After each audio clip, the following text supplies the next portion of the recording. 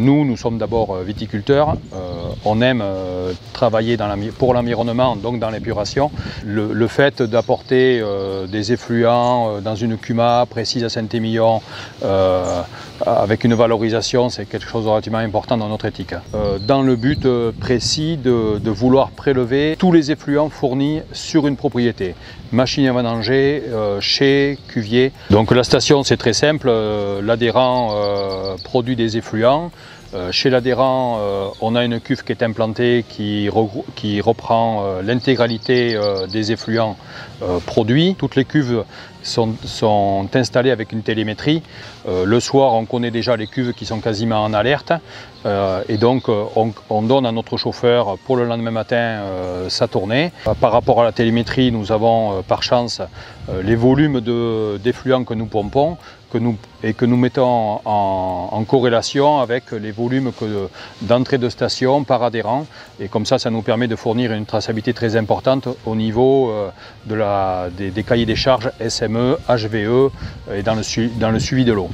Nous avons décidé en 2020 d'embaucher un technicien qui nous permette de nous aider sur la partie technique parce c'est une personne qui arrive de l'eau, mais qui va gérer également toute la télémétrie sur les 270 cuves qui existent.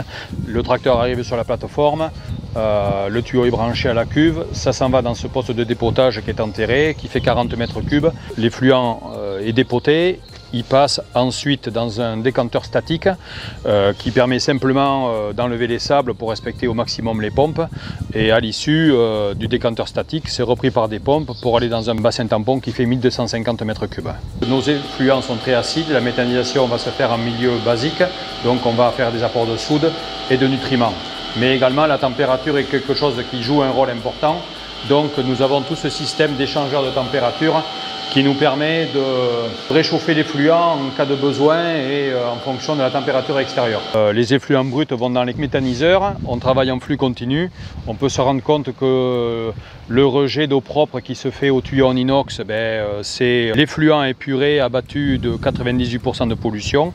Et ensuite, nous finissons le traitement avec une boue activée.